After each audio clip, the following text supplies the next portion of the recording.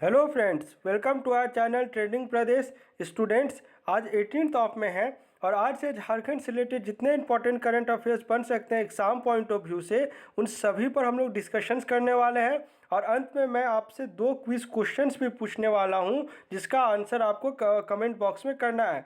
पहला quiz question जो है वो आपका झारखंड करंट अफेयर्स से ही रिलेटेड होगा, जो आपका 2020 के किसी भी महीने से हो सकता है। और आपका दूसरा क्विज क्वेश्चन जो होगा वो झारखंड जनरल स्टडीज से होगा।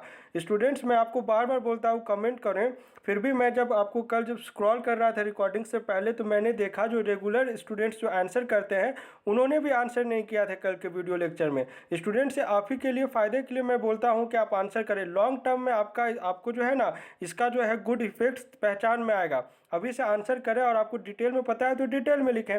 इसमें आपका रिवीजन ही होने का है।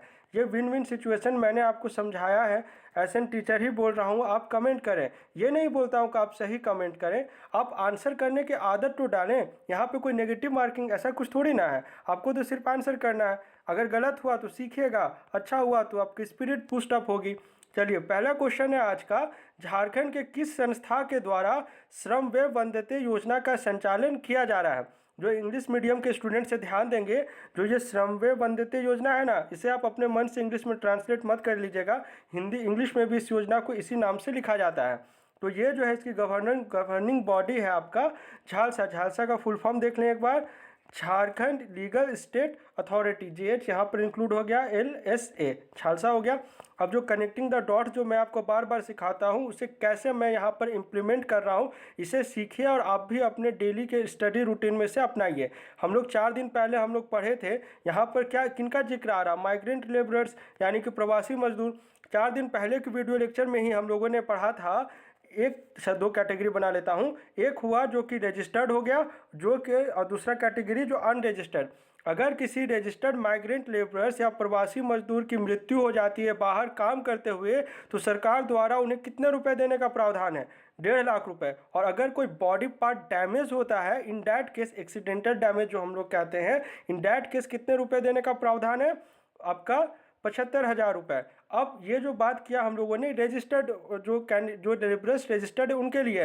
अब जो अनरजिस्टर्ड माइग्रेंट लेबरर्स हैं उनके लिए कितना, उन्हें भी दिया जाएगा। ऐसे नहीं कि उन्हें छोड़ देने का है, उनके लिए प्रावधान है। अगर उनकी मृत्यु हो गई तो 1 लाख रुपए, और अगर उनका किसी बॉडी पार्ट को डैमेज होता है इन दैट केस आपका यहाँ पे 50,000 रुपये।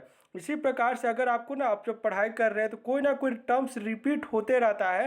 ये रिपीटेशन है आपका लर्निंग का, तो एक थ्योरी वे रिपीटेशन जिसको आपको प्लानिंग मैनेजमेंट में पढ़ना है। तो रिपीट हो रहा है, तो अगर कुछ आपको माइंड में स्ट्राइक कर रहा है कि आपने इसके बारे में पढ़ रखा है पहले से, तो उसे तुरंत रिवाइज कर ले, कैपिटलाइज करे सिचुएशन को, समझे।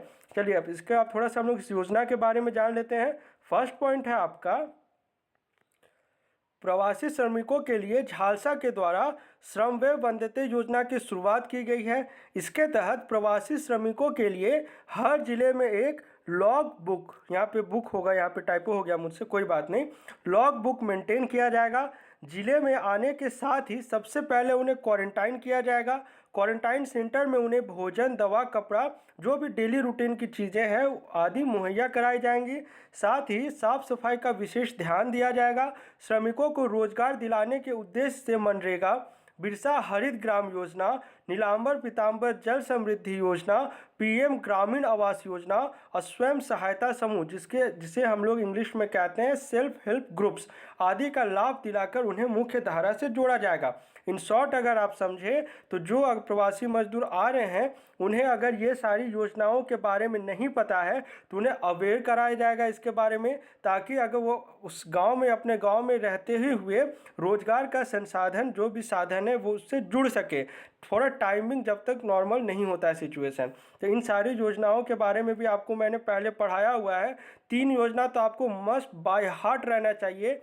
एक आपका तो बिरसा हरित ग्राम योजना हो गया, नीलांबर पीतांबर जल समृद्धि योजना हो गया, और तीसरा हो गया पोटो हो खेल विकास योजना। इसके अलावा भी बहुत सारी योजनाओं के बारे में हम लोगों ने पढ़ा है, लेकिन ये 3 मस्ट है, समझे। चलिए अब हम लोग थोड़ा सा सेकंड क्वेश्चन को देख लें। सेकंड क्वेश्चन है आपका, झारखंड राज्य खाद्य निगम के द्वारा राज्य के किसानों को धान क्रय के विरुद्ध भुगतान के लिए कितने करोड़ रुपए आवंटन किया गया है? तो इसका करेक्ट आंसर हो जाएगा ऑप्शन नंबर बी, 162 करोड़ रुपए। अब थोड़ा हम लोग पॉइंट वाइज देख ले इस क्वेश्चन को। झारखंड राज्य खाद्य निगम की पहल पर वित्तीय वर्ष 2020-21 के लिए राज्य के किसानों को धान क्रय के विरुद्ध भुगतान के लिए 162 करोड़ रुपए का आवंटन किया गया है। यह राशि राज्य के सभी जिलों के लिए आवंटित की जा चुकी है। किसानों को बकाया 50% राशि का भुगतान तब किया जाता है जब मिलरों से धान के एवज में राज्य खाद्य निगम को राशि मिलती है। प्रबंधन निदेशक की पहल पर खाद्य आपूर्ति विभाग ने 200 करोड़ रुपए के आवंटन की अनुमति दी थी।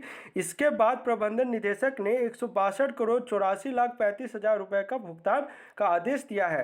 राउंड ऑफ याद रखें, पूरा आप कैसे याद रख पाएंगे, कंफ्यूज हो जाएंगे। उसके बाद है आपका जो लक्ष्य रखा गया था वो भी है 46,01,023 क्विंटल जो रखा गया था। इससे जो है ना बहुत ज़्यादा इसका जो है हासिल किया गया है, जो क्रय कर कहते हैं। ठीक है, चलिए अब हम लोग थर्ड क्वेश्चन पे आते हैं। थर्ड क्वेश्चन है आपका, झारखंड सरकार के द्वारा गांवों में कोरोना संक्रमण का फैलाव को रोकने के लिए किस स्तर पर कोविड टास्क फोर्स गठित किया जाएगा? ये तो किया ही जाना है, यह पिछले बार भी किया गया था पिछले साल, और इस बार भी इसे किया जाना है, लेकिन किस लेवल पर किया जाएगा? ये किया जाएगा आपका प्रखंड स्तर पर। और इस टास्क फोर्स में क्या क्या सुविधाएं होंगे और इन्हें क्या क्या काम करना होगा, ये थोड़ा सा देख लेते हैं पॉइंट वाइज। फर्स्ट पॉइंट है आपका, झारखंड सरकार के द्वारा गांवों में कोरोना संक्रमण का फैलाव को रोकने के लिए प्रखंड स्तर पर कोविड टास्क फोर्स गठित करने का निर्णय लिया गया है। यह टास्क फोर्स प्रखंड विकास पदाधिकारी की अध्यक्षता में गठित होगी। ग्रामीण क्षेत्रों में कोरोना की जांच, ससमय जांच परिणाम, अभी देख रहे होंगे ना आज टेस्ट होता है, सब जगह तो नहीं, ज़्यादातर ये प्रॉब्लम आ रही थी आपकी संथाल परगना वाली साइड में, जो क्या होता है टेस्ट आज होता है, रिजल्ट कब मिलता है? 8 दिन 10 दिन के बाद आपको RT-PCR के रिजल्ट मिल रहा है। तो ये थोड़ा कुछ प्रॉब्लम हो रहा है, लेकिन अभी साहिबगंज में बहुत इनॉग्रेशन किया गया, मैंने जो आपको बताया था एक दिन पहले, हो सकता है इसके बाद अब कुछ परिणाम ठीक होने लगे। समुचित संख्या में सुव्यवस्थित आइसोलेशन केंद्र की स्थापना, समुचित उपचार एवं जागरूकता संबंधी प्रभावी कार्य योजना बनाने की दिशा में प्रखंड विकास पदाधिकारी की अध्यक्षता में हर प्रखंड में कोविड टास्क फोर्स का गठन किया जाएगा। प्रखंड स्तर पर उक्त प्रखंड में कार्यरत समस्त आंगनबाड़ी केंद्रों की आंगनबाड़ी सेविकाएं, आंगनबाड़ी सहिया एवं बहुउद्देशीय कार्यकर्ताओं को रैट आधारित कोरोना जांच का प्रशिक्षण भी दिया जाएगा। इसके लिए उन्हें जो है आइसोलेशन किट जो है वो निःशुल्क उपलब्ध करा दी जाएगी। प्रत्येक पंचायत स्तर पर आंगनबाड़ी सेविका सहियाओं के 2-2 दल गठित किए जाएंगे। इसमें एक दल रैट जांच तथा दूसरा दल कोरोना जांच करेगा। चलिए, इतना सारा पॉइंट इसलिए डिस्कस किया कि आपको पता होना चाहिए कि जब किसी प्लान को एग्जीक्यूट करने की बारी आती है तो किस प्रकार हम लोग डिविजन्स में इसे एग्जीक्यूट करते हैं। इसका एक ब्रीफ आइडिया इसमें इस क्वेश्चन से आपको लग जाना चाहिए। फोर्थ क्वेश्चन है आपका, झारखंड से किन्हें गोल्डन एम पुरस्कार से सम्मानित किया गया है? थोड़ा ध्यान देंगे, ये एम का आखिर फुल फॉर्म क्या है? ये एक्रोनिम है जो हम लोग पिछले लास्ट 2 वीडियो लेक्चर से पढ़ रहे हैं। ये यहाँ पे ऐसे लिखा गया, इसका फुल फॉर्म होता है अचीवमेंट, इनोवेशन एंड मोटिवेशन। तो इस अवार्ड से सम्मानित किया गया है आपका option number C, doctor Hanuman Prasad Sharma ji को। आप थोड़ा पॉइंट वाइज देख लें कि इन्हें इस सम्मान से क्यों सम्मानित किया गया है और ये अभी वर्तमान में कौन से पोस्ट में है। रांची यूनिवर्सिटी के बोटनी विभाग के प्रोफेसर, जो कि अभी वर्तमान में सीधो कानो मुर्मू यूनिवर्सिटी दुमका के pro vice chancellor doctor Hanuman Prasad Sharma को गोल्डन एम पुरस्कार से सम्मानित किया गया है। अब क्यों दिया गया, थोड़ा इसे भी समझ ले। मैं इतना इस तरह बताता हूँ ना, अगर क्वेश्चन पूछेगा तो बस अवार्ड और उसके विनर का नाम पूछेगा, लेकिन उसे लंबे समय तक रिटेन करने के लिए आपको एक कहानी के थ्रू उस पूरे किस्से को समझना होता है। जिस प्रकार आप हिस्ट्री और पोल साइंस को समझते हैं, सेम कॉन्सेप्ट आपका करंट अफेयर्स में भी लागू होता है। इसलिए मैं एक पॉइंट पर नहीं छोड़ता हूँ, आपको 3 से 4 बुलेट बना के उसे समझाने की कोशिश करता हूँ। शोध और शिक्षा में अग्रणी, एजुकेशन में उत्कृष्टता और कुशल नेतृत्व के लिए उन्हें यह पुरस्कार दिया गया है। वर्चुअल मोड पर गोल्डन एम सम्मेलन द्वारा आयोजित एक कार्यक्रम में उन्हें यह सम्मान प्रदान किया गया। डॉक्टर हनुमान प्रसाद शर्मा को 19-20 की अवधि में राष्ट्रीय और अंतर्राष्ट्रीय अगर दोनों को कंबाइन कर दिया जाए तो इन दोनों लेवल्स पे टोटल 6 पुरस्कार मिल चुके हैं अभी तक। इतना पॉइंट काफ़ी होगा। अब थोड़ा हम लोग प्रीवियस क्विज क्वेश्चन को डिस्कस कर लें। झारखंड के किस जिले में कंस्ट्रक्शन पार्क का निर्माण किया जाएगा? ये शायद ही आपको किसी बुक्स में मिलेगा, जितना भी आपका जो मार्केट्स में सर्कुलेट हो रहा है। तो इसका करेक्ट आंसर आप देख लें। इसका करेक्ट आंसर है धनबाद।